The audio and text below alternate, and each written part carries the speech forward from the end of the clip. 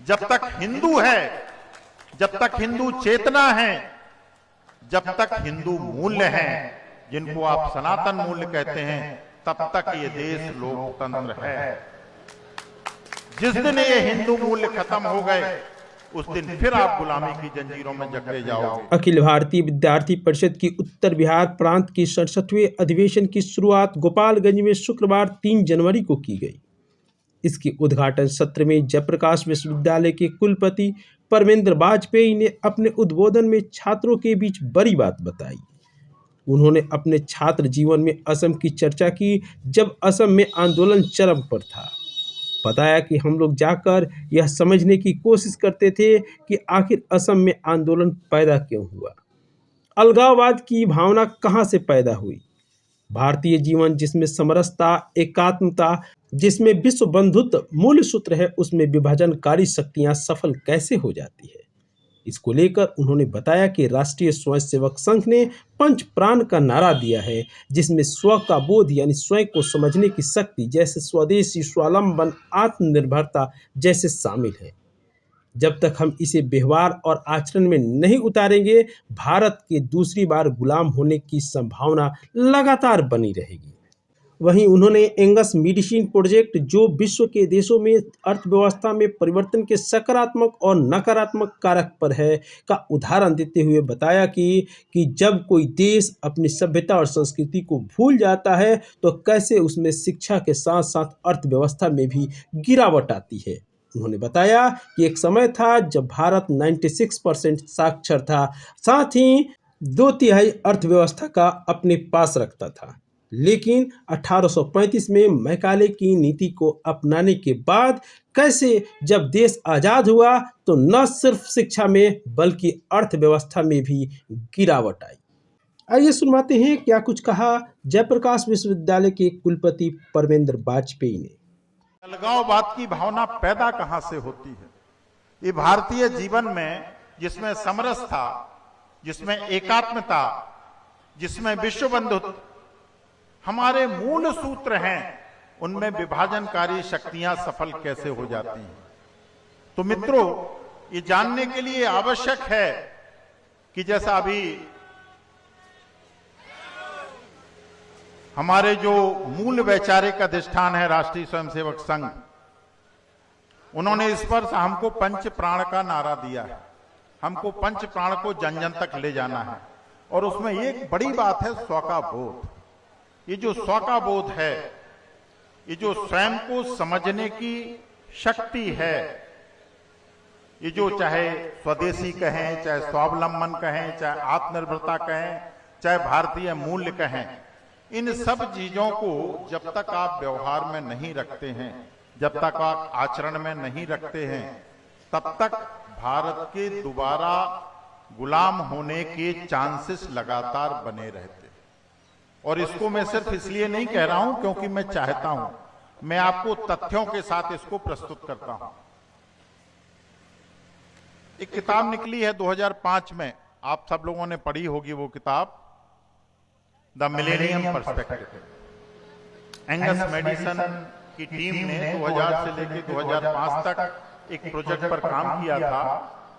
European अर्थशास्त्र का एक संगठन है, उनके कहने पर कि जरा ये बताओ, क्राइस्ट के पैदा होने से लेकर 2000 तक इन 2000 सालों में विश्व के देशों की अर्थव्यवस्थाओं में परिवर्तन के कारक क्या थे, और वो परिवर्तन सकारात्मक या नकारात्मक अगर हुए हैं तो वो क्यों हुए।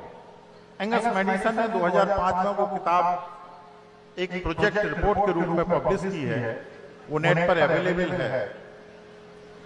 वो ब्रिटेन के माइक्रो इकोनॉमिक्स के विश्व के सबसे बड़े विद्वान, और उन्होंने जो एनालिसिस प्रस्तुत किया है, हमारे जो पीछे बैठे हुए बंधु भगनी हैं वो जरूर ध्यान से सुने।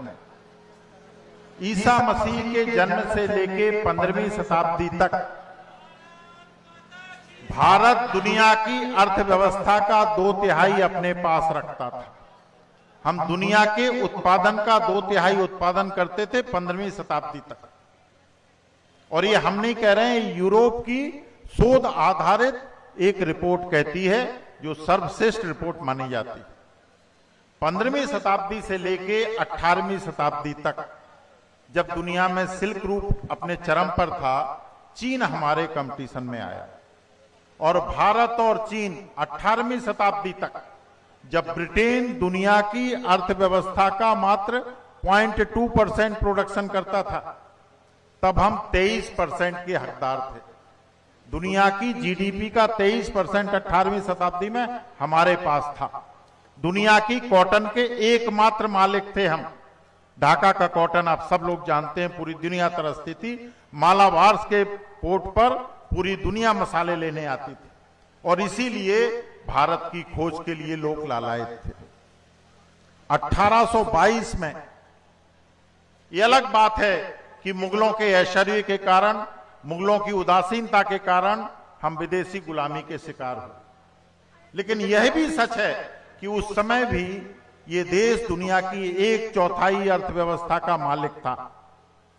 1822 में आदरणीय धर्मपाल की एक किताब है, द ब्यूटीफुल ट्री। कभी उस किताब को आप पढ़िए। जो बच्चे नहीं जानते हैं, धर्मपाल जी एक बहुत बड़े गांधीवादी विचारक थे। गांधी जी के साथ गोलमेज सम्मेलन में वो ब्रिटेन गए, और वहां के एक शिक्षा शास्त्री थे हर्टोंग।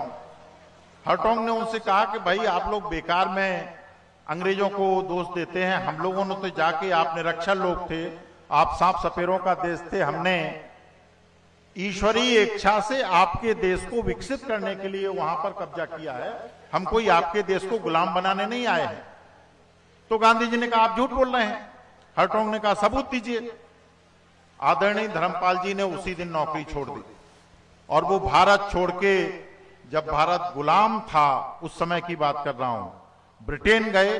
लंदन अभिलेखागार में 5 साल उन्होंने शोध किया, और उसके बाद मैं तथ्यों के साथ एक किताब लिखी जिसको कहते हैं द ब्यूटीफुल ट्री। उसके बाद उनका पूरा साहित्य है, उस पर नहीं जाऊंगा। लेकिन वो जो ब्यूटीफुल ट्री किताब लिखी गई है, वो जो ब्रिटिश इंडिया के 5 प्रोविंस थे जिनको प्रेसिडेंसी कहते थे हम लोग, Madras presidency, Bombay presidency, Bengal presidency, Punjab presidency और नॉर्थ प्रेसिडेंसी, जिसका आज उत्तर प्रदेश बड़ा भाग है।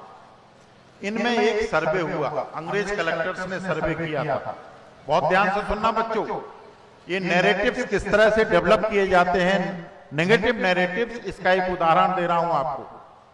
और उस सर्वे में जो निकल के आया कि भारत 1822 में 96% साक्षर था। हमारे यहां साक्षरता दर क्या थी? 96%। और 5 में से 3 प्रोविंस 100% साक्षर थे, मद्रास प्रेसिडेंसी, बॉम्बे प्रेसिडेंसी और बंगाल प्रेसिडेंसी। पंजाब प्रेसिडेंसी सबसे कम साक्षर थी, 92%। और उससे भी बड़ी चौंकाने वाली बात, 60% जो हमारे अध्यापक थे वो उन जातियों से थे जिनको आज कमजोर जातियां, दलित कहा जाता है। और इनकी संख्या मद्रास प्रेसिडेंसी में 80% थी। एक भी शिक्षक को वेतन सरकार नहीं देती थी। ये पूरे समाज आधारित शिक्षा व्यवस्था थी। पूरी शिक्षा की व्यवस्था फारसी में थी, उर्दू में थी, तमिल में थी, बंगला में थी, हिंदी में थी, संस्कृत में थी। भारतीय भाषाओं में, भारतीय परिवेश में, भारतीय भूषा में, भारतीय खान पान में, भारतीय चुनौतियों के लिए वो शिक्षा इतनी सार्थक थी कि हम 1800 साल तक दुनिया के सर्वश्रेष्ठ राष्ट्र के रूप में ऐतिहासिक रूप से बने रहे। और 1822 में वो सर्वे होता है, मैकाले कमीशन को भारत भेजा जाता है। 1835 में भारत की अर्थव्यवस्था में योगदान 12% हो जाता है, 23% से 12% हो जाता है। और जैसे ही ब्रिटिश एजुकेशन सिस्टम हम लागू करते हैं 1835 में, 1947 में जब आप स्वतंत्र होते हैं, आपका दुनिया की अर्थव्यवस्था में कंट्रीब्यूशन 2% रह जाता है। एक साक्षर देश को, एक शिक्षित देश को, एक ज्ञानवान समाज को निरक्षर करने का काम किसने किया? भारत की साक्षरता 1947 में 13% रह जाती है। 100% साक्षर देश को 13% करने का काम उस ब्रिटिश एजुकेशन सिस्टम ने किया जो हमने 1835 में लागू किया। एक देश जो दुनिया की 2/3 अर्थव्यवस्था को संभालता था, हजारों साल से संभालता था, जो दुनिया का सिरमौर था, जिसको विश्वगुरु कहा जाता था, उसको यदि गुलामी की जंजीरों में जकड़ा गया, उसको औपनिवेशिक दास्ता का सामना करना पड़ा, तो उसका कारण क्या था? अपनी शिक्षा व्यवस्था को ध्वस्त करना, अपनी संस्कृति को नष्ट करना, अपनी सभ्यतागत मूलों से पीछे हटना। इसलिए आवश्यक है कि ये जो स्व का बोध है, हमें जो घमंड कर रहे हैं, हमारे अंदर ये जो एक गौरव का भाव आया है कि स्वतंत्रता के 75-78 सालों में हम दुनिया की चौथी अर्थव्यवस्था बन गए हैं, हम दुनिया के तीसरे वैज्ञानिक देश हैं, हम सबसे बड़े R&D के प्रोडक्शन करता है, हमारे यहाँ 100 से ऊपर यूनिकॉर्न है, 1 लाख से ऊपर हमारे यहाँ स्टार्टअप है। ये सब चीजें तब तक हैं जब तक हम भारतीय मूल्यों को अपने अंदर समाहित करके रखते हैं। जब तक हिंदू है, जब तक हिंदू चेतना है, जब तक हिंदू मूल्य हैं, जिनको आप सनातन मूल्य कहते हैं, तब तक ये देश लोकतंत्र है। जिस दिन ये हिंदू मूल्य खत्म हो गए, उस दिन फिर आप गुलामी की जंजीरों में जकड़े जाओगे। इसलिए आवश्यक है कि हम अपनी शिक्षा व्यवस्था को संस्कृति के साथ जोड़ें। मैं आह्वान करता हूं विद्यार्थी परिषद से, हम लोग जो काम नहीं कर सके आप करिए। शिक्षा मंत्रालय और संस्कृति मंत्रालय को एक बनाइए। भारत की शिक्षा व्यवस्था तब तक भारतीय नहीं हो सकती है जब तक भारत की संस्कृति उससे पृथक है। भारत में संस्कृति शिक्षा का वाहक है।